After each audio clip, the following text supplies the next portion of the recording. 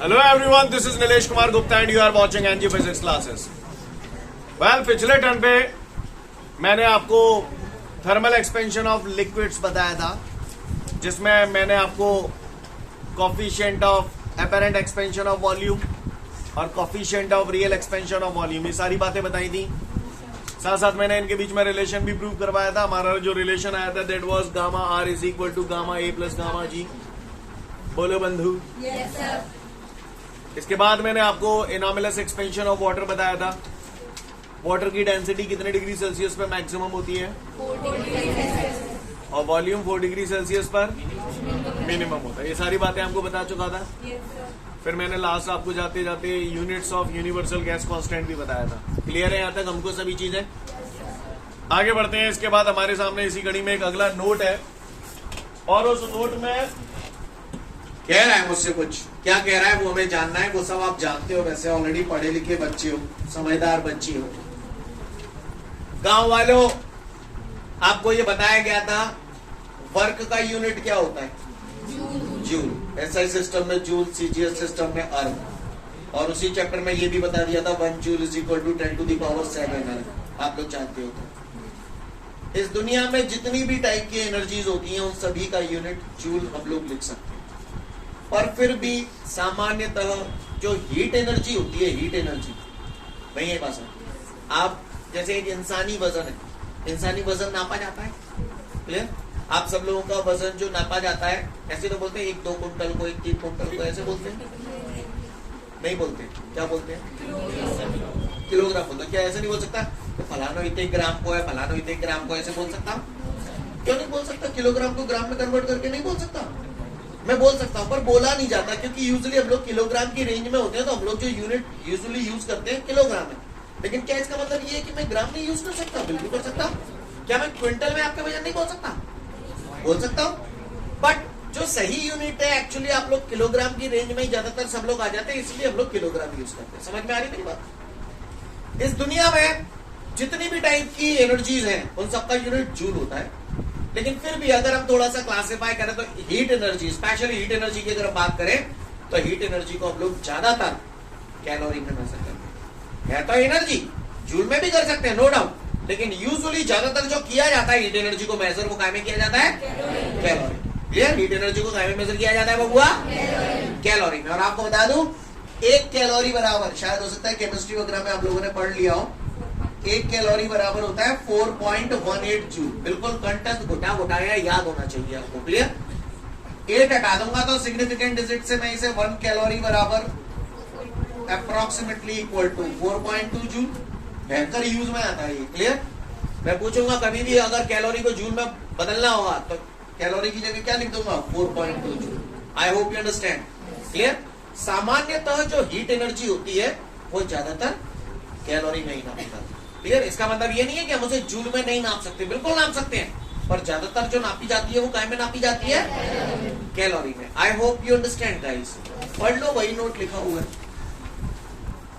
इसके बाद हमारे सामने अगला क्वेश्चन है, डिफाइन 1 कैलोरी। क्या? 1 कैलोरी। 1 कैलोरी क्या होती है पूछ रहा है बच्चा।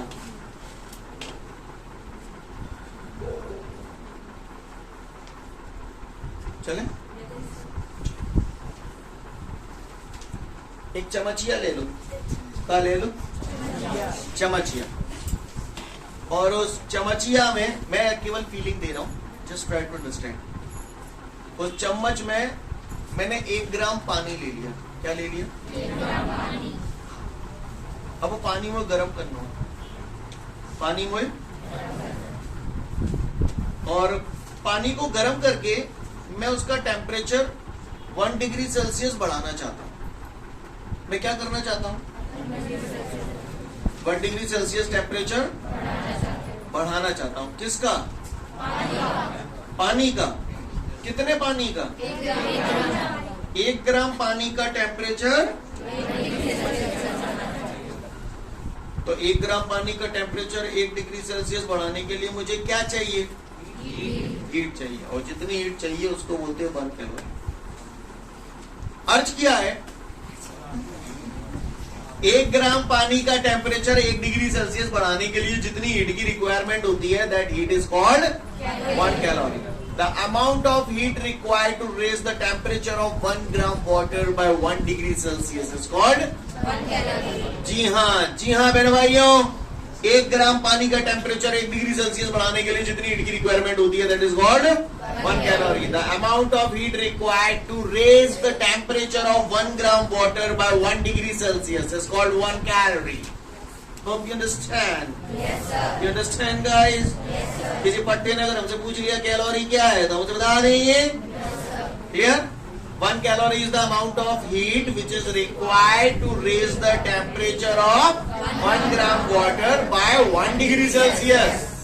और अचानक जब आप पट्टा ने तुमने जो दिखा रे व्हाट इज किलो कैलोरी, तो 1 किलो पानी का टेम्परेचर बढ़ा लो 1 डिग्री सेल्सियस. 1 किलो कैलोरी पूछ रहा था, 1 किलो पानी का टेम्परेचर बढ़ा लो कितना, यानी 1 किलोग्राम पानी का टेम्परेचर 1 डिग्री सेल्सियस बढ़ाने के लिए जितनी हीट की रिक्वायरमेंट होती है, that is called 1 kilocalorie. 1 kilo calorie. 1 kilo calorie is the amount of heat required which is used to raise the temperature of 1 kilogram water by 1 degree Celsius. नहीं है मेरी बात. The amount of heat which is required to raise the temperature of 1 kilogram water by 1 degree Celsius is called 1 kilo calorie. तो मैं उम्मीद करूं हम लोग कैलोरी समझ गए और किलो कैलोरी समझ गए. समझ गए नहीं समझ गए. फटाफट 1 से 2 मिनट का समय दिया, बुलवा लूंगा डेफिनेशन. इसके बाद हमारे सामने अगला क्वेश्चन है, define specific heat and also explain the factors which is affecting it. Ready everyone? Specific heat का Specific heat. हाँ,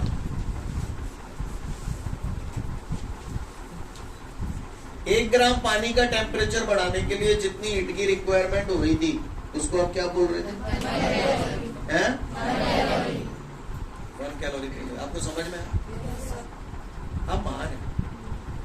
अब बात आती है स्पेसिफिक हीट. स्पेसिफिक हीट की अगर हम बात करें तो पहले मुझे एक बात बताओ,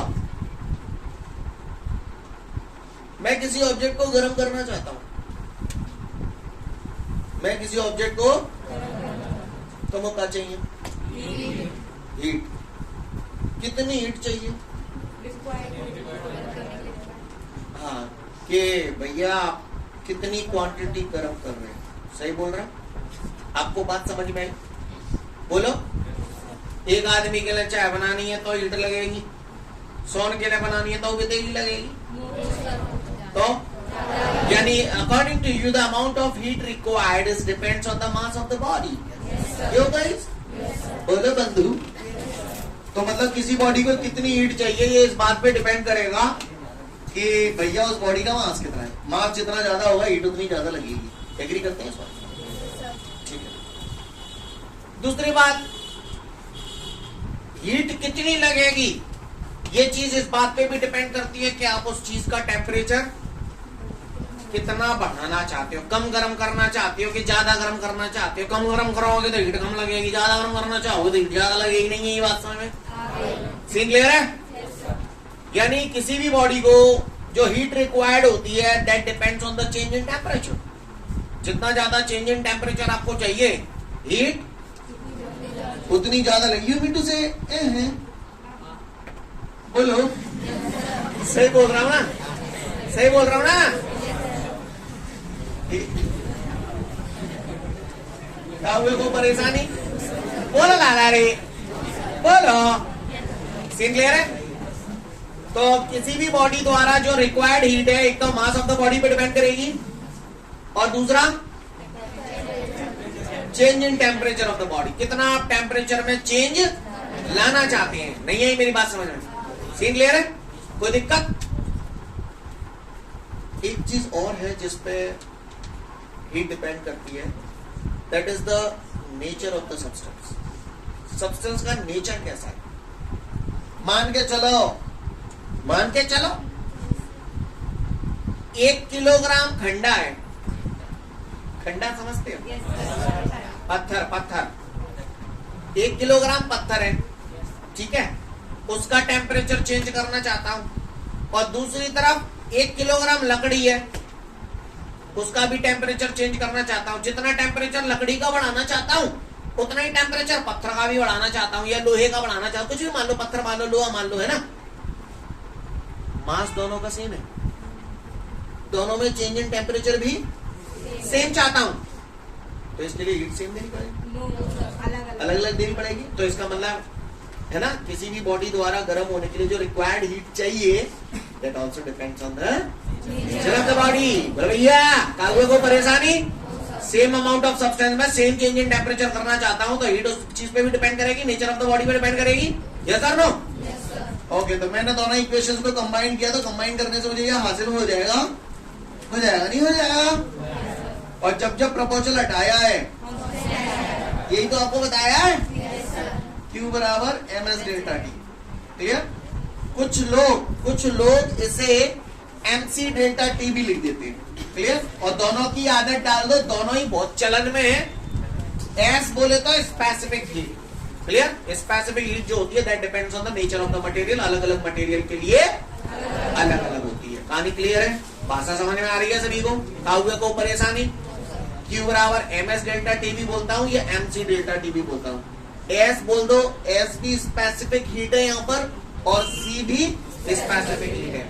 आप अलग अलग किताबें पढ़ोगे, किसी में ये दिया होगा, किसी में ये दिया होगा, बिल्कुल चक के याद होना चाहिए। नहीं है मेरी बात से? सीन क्लियर है? काव्य को परेशानी? वो तो बताए, नाने तो विश्व ने। इधर देखिएगा गौर से,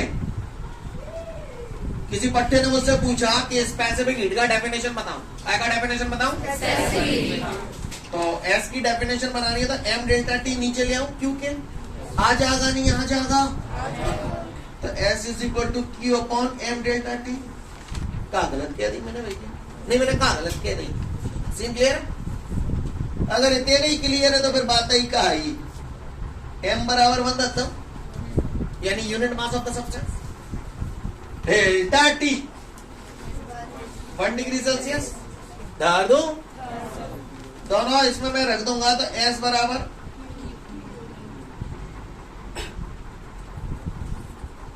specific heat of a substance is equal to the amount of heat which is required to raise the temperature of a unit mass of the substance by, हाँ, यानी कहने का तात्पर्य है यूनिट मास के सब्सटेंस का टेम्परेचर 1 डिग्री सेल्सियस बढ़ाने के लिए जितनी हीट की रिक्वायरमेंट होती है, that is called specific heat of the substance. Clear? नहीं है मेरी बात समझ में? क्या बोला मैंने? Unit mass of the substance का टेम्परेचर 1 डिग्री सेल्सियस बढ़ाने के लिए जितनी हीट की रिक्वायरमेंट होती है, that is known as specific heat of the substance. Specific heat of the substance is equal to the amount of heat which is required to raise the temperature of the unit mass of the substance by 1 degree Celsius. Unit mass of the substance का temperature 1 degree Celsius बढ़ाने के लिए जितनी heat की requirement होती है, that is known as specific heat of the substance. I hope you understand. Do you understand guys? पूरी कथा पढ़ लो, 2 से 3 मिनट का समय दिया आपके नोट्सों में। इसके बाद इन्वर्टेड कॉमा में एक डेफिनेशन लिखी होगी स्पेसिफिक हीट की, पूछूंगा और अनुमान बनाऊंगा, कसम गंगा भैया की। इसके बाद मुझसे अगला क्वेश्चन बोल रहा है, what is unit and dimension formula of specific heat? क्या पूछ रहा है मुझसे? तो आइए बताते हैं unit and dimension formula of specific heat. अभी अभी मैंने ताजा जाना Q बराबर ms डेल्टा टी। भैया स्पेसिफिक हीट का यूनिट और डायमेंशन फॉर्मूला बताना है, मैं बताऊं? m डेल्टा टी तरह में ले आऊंगा तो S बराबर क्या आ जाएगी? जोर से बोलो, Q अपॉन, तो S इज इक्वल टू मैंने Q upon m delta T. का हुआ को परेशानी? Listen everyone, S is equal to Q क्या है? Heat energy. हीट एनर्जी एक प्रकार की हीट एनर्जी, एनर्जी है तो यूनिट जूल, मत जाना भूल। मास, टेम्परेचर जूल पर किलोग्राम डिग्री सेल्सियस, ये यूनिट आ गई SI सिस्टम में।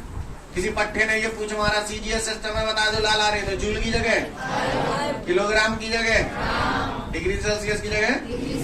क्लियर? ये इसका CGS सिस्टम में यूनिट आ गई। पर जो ट्रेंड में है, ट्रेंड में है, जो ज्यादातर यूनिट जिसे प्रैक्टिकल यूनिट भी बोलते हैं, वो होती है, आप बताओ Q कौन है? Q कौन है? हीट एनर्जी को ज्यादातर टाइम में मेजर किया जाता है कैलोरी। एम मास है तो ग्राम, डेल्टा टी टेम्परेचर है तो डिग्री सेल्सियस। ये ज्यादातर ट्रेंड में जो चलन में है, क्लियर। जैसे इंसानी वजन किलोग्राम में नापा जाता है ना, ठीक उसी प्रकार यूजुअली स्पेसिफिक हीट की ज्यादातर ये यूनिट आपको जगह जगह देखने मिलेगी। क्लियर है? कैलोरी पर gram degree Celsius. I hope you understand. ये समझ में आई? ये समझ में आई? आई नहीं आई? ये कौन है? अब पट्टन ने डायमेंशनल फार्मूला पूछो है। क्या पूछो है? तो आइए देखते हैं डायमेंशनल फार्मूला। देखिए लाला रे जी का है। जूल बोले तो एनर्जी, बोले तो वर्क, बोले तो फोर्स इनटू डिस्प्लेसमेंट। धर दूं फोर्स इनटू डिस्प्लेसमेंट। ध्यान देना, फोर्स इनटू फोर्स को डायमेंशन फॉर्मूला mLT -2। डिस्प्लेसमेंट को डिस्प्लेसमेंट मीटर में नापा जाता है, लेंथ होती है एक प्रकार की, तो क्या आ जाएगा? कैपिटल एल बटे किलोग्राम को किलोग्राम मास है, और डिग्री सेल्सियस या केल्विन का या तो थीटा या फिर के, जो इच्छा हो वो रख सकते हो आप। बोलो क्या रखूं? लियो तुम्हारे साथ चलो, ले के डाल लियो, तुम डाल लियो के। एम से एम मिट जाएगा? बढ़ जाएगा नहीं बढ़ जाएगा? तो ले L2 T -2 के ऊपर जाएगा तो कौन आ गया? ये कौन आ गया? किसका? हाँ, ये सब निकाल सकते क्या? याद करोगे? पागल से हो जाओगे अगर याद करोगे तो। क्लियर? याद नहीं करना, निकालना आना चाहिए। आई hope you understand guys. You understand that? देख लो फटाफट, फिर आगे बढ़ूंगा। इसके बाद हमारे सामने एक न्यूमेरिकल है, उसमें मुझसे ये कह रहा है कि मेरे पास तांबे का एक टुकड़ा है, कॉपर का एक पीस है। कहा है? हाँ, कॉपर का एक पीस 100 ग्राम को है। ये देखो है 100 ग्राम का कॉपर का एक पीस है और उसका टेम्परेचर है 20 डिग्री सेल्सियस। अब वो कह रहे हो कि मैं उसको कितनी हीट दूं, कि उसका टेम्परेचर 50 डिग्री सेल्सियस हो जाए। क्वेश्चन समझ में आ गया? और specific heat of the copper is 0.1 calorie पर ग्राम डिग्री सेल्सियस दे रहा है। क्वेश्चन समझ में आया सभी को? वो कह रहा है 100 ग्राम का तांबे का एक टुकड़ा है, 100 ग्राम का कॉपर का एक पीस है, जिसका इनिशियल टेम्परेचर 20 डिग्री सेल्सियस है। अब वो कह रहा हूं भाई कितने गर्म करूं, भाई कितने हीट दे दूं, कि उसका टेम्परेचर बढ़कर 50 डिग्री सेल्सियस हो जाए। नहीं, यही बात समझ में? और स्पेसिफिक हीट ऑफ कॉपर दे रहा है ये। तो भैया हम ज्यादा पढ़े लिखे ना है, हमें तो जी मालूम है Q बराबर MS डेल्टा T। बोलो ये भाई मेरे पास M हतेगा तो बिल्कुल नहीं चेटेंगो, S हते बिल्कुल नहीं चेटेंगो। Delta T change in temperature है। अब चेंज इन टेम्परेचर जब भी निकालते तो बड़े वाले में से छोटा वाला माइनस कर देंगे। तो बताओ यहाँ पर क्या करूं? T2 - T1। नहीं, यही बात समझ। अब तो अल्लाह एम कितने गए? 100 S 0.1 T2 - T1 डायरेक्ट 30 लिख दूं? डेसिमल हटेगा, 0 बढ़ेगा, 0 0 उड़ेगा, है ना? कितना आ गया बबुआ? 300 का कैलोरी। आप महान है। और अगर जूल में आंसर चाहिए तो क्या करोगे? कैलोरी की जगह 4.2 रख दोगे तो जूल में आ जाएगा। नहीं है मेरी बात से? सीन क्लियर है? ऐसे धरो रहे तो कितना बढ़िया सुंदर आंसर लग रहा है। कैलोरी 300। ऐसे आंसर आते तो लगता होगा कि सही होगा। इसके बाद हमारे को एक अगला न्यूमेरिकल दिया हुआ है, अब आपने नोट डाउन कर लिया होगा। इसके बाद अगला न्यूमेरिकल हम लोगों को जो दिया है उसमें मुझसे कह रहा है कि एक सॉलिड पीस है, उसको 100 कैलोरी हीट देता हूं। समझना, इधर 50 ग्राम की बॉडी है, 50 ग्राम की बॉडी को 100 कैलोरी हीट देता हूं तो उसका टेम्परेचर 20 डिग्री सेल्सियस बढ़ जाता है। हो नहीं जाता है, 20 डिग्री सेल्सियस बढ़ जाता है। ये क्या दिया है? 20 degree Celsius change in temperature, यानी डेल्टा टी दिया हुआ है ना? सही बोल रहा हूं ना? बढ़ जाता है, ये बढ़ोतरी दी है, बढ़ोतरी नहीं बात समझ। तो कह रहा है calculate the specific heat of the solid. Question समझ में आया? मैं फिर से रिपीट कर रहा हूं। वो कह रहा है एक सॉलिड पीस है जिसका मास 50 ग्राम है, और उसे 100 कैलोरी हीट देते हैं तो उसका टेम्परेचर 20 डिग्री सेल्सियस बढ़ जाता है। तो कह रहा है स्पेसिफिक हीट बता दूं तो सॉलिड सब्सटेंस की। तो भैया मैंने बचपन में ये जाना था Q बराबर ms डेल्टा टी। Q कितना है 100, m 50, s हमें फाइंड आउट करना है डेल्टा टी 20। सीन क्लियर है? काउके को परेशानी 25 से 100, 5 10 से 50, 1/10 आ जाएगा। s is equal to 0.1। Solve करके बताऊं क्या है? ऐसे घूर घूर के क्यों देख रहे हो मुझे? करके बताऊं?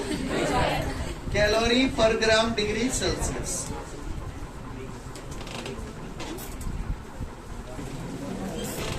इसके बाद हमारे सामने अगला क्वेश्चन है define thermal capacity.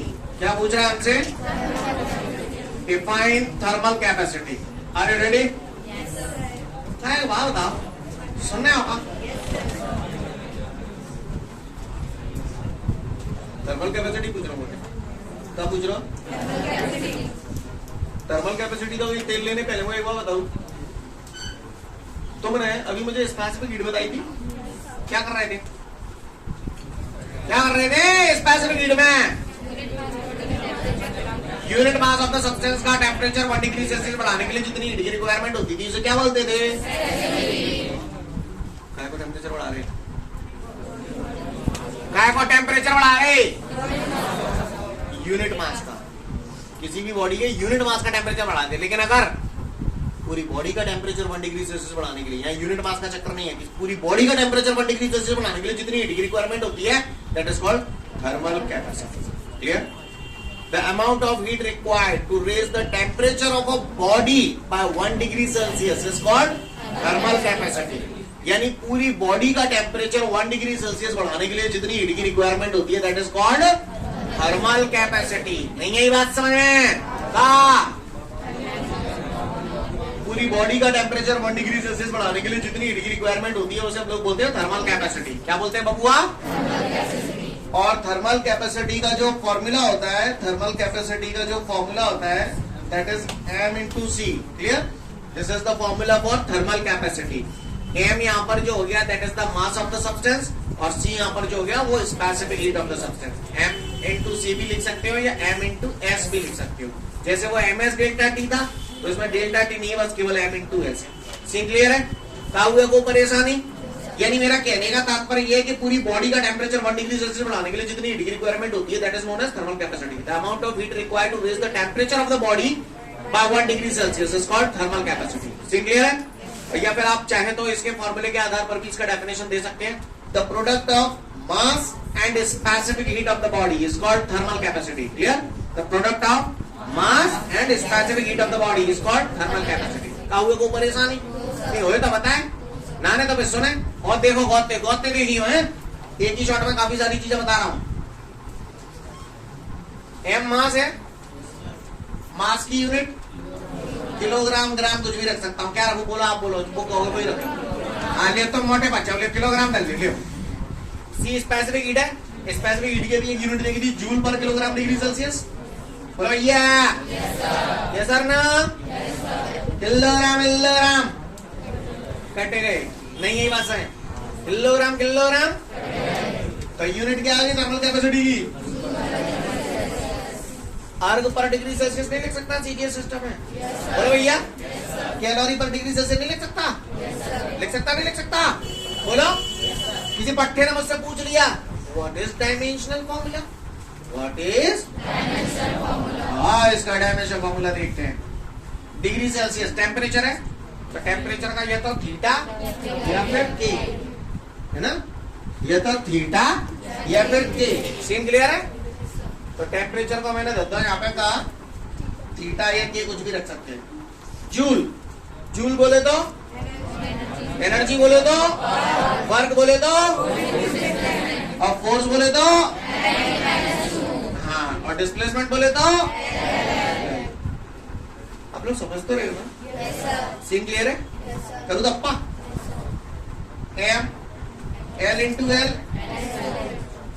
t -2 k की पावर 1 ऊपर जाएगी तो के की जगह टीटा नहीं लिख सकता? लिख सकते हैं। लिख सकता हूँ। सीन क्लियर है? काउए को परेशानी वही तो बताए। पढ़ लो फटाफट इसे, फिर आगे की बात करूंगा। तो मैं उम्मीद करता हूँ ये थर्मल कैपेसिटी सभी का हो गया होगा। साथ साथ आपने यूनिट एंड डायमेंशन फॉर्मूला भी देख लिया थर्मल कैपेसिटी के। अब मुझसे कह रहा है explain the difference between specific heat and heat capacity. Heat capacity है, थर्मल कैपेसिटी एक ही बात है। सीन क्लियर है? तो सबसे पहले मैं बात करता हूँ थर्मल कैपेसिटी। ताजा ताजा पढ़ा है डायमेंशन फॉर्मूला, ठीक है भैया? यूनिट ये हो गई आपकी, और डेफिनेशन आप जानते ही हो। पूरी बॉडी का टेम्परेचर 1 डिग्री सेल्सियस बढ़ाने के लिए जितनी हीट की रिक्वायरमेंट होती है उसे थर्मल कैपेसिटी बोलते हैं। अब स्पेसिफिक हीट में क्या लिखोगे? Unit mass of the substance का टेम्परेचर 1 डिग्री सेल्सियस बढ़ाने के लिए जितनी हीट की रिक्वायरमेंट होती है उसे स्पेसिफिक हीट बोलते हैं। उसके भी आप लोगों ने यूनिट और डायमेंशन फॉर्मूला देखे थे अभी। क्लियर? ये सब मुझे बताने की जरूरत है। एक डिफरेंस है जो हमें थोड़ा सा जानना है, जिसपे बारे में हमें डिसाइड थोड़ा समझना है। थर्मल कैपेसिटी जो होती है that depend on the mass of the body. Clear? Thermal capacity is depend on the mass of the body. लेकिन जो स्पेसिफिक हीट है that does not depend on the mass of the body. अब specific heat में मैं ऐसा क्यों बोल रहा हूँ कि it does not depend on the mass of the body? थोड़ा समझने की कोशिश करिएगा, ट्राई टू अंडरस्टैंड। रेडी? आप मंडी गए, आपने पूछा आलू क्या भाव है? आलू क्या भाव है? उसने बोला आलू 5 रुपए किलो है। आलू 5 रुपए किलो है। माइंडेड। एक होता है दाम, एक होता है स्पेसिफिक दाम। फर्क समझना थोड़ा सा, दाम और स्पेसिफिक दाम। तो आपने पूछा आलू क्या भाव है? उसने बोला आलू 5 रुपए किलो है।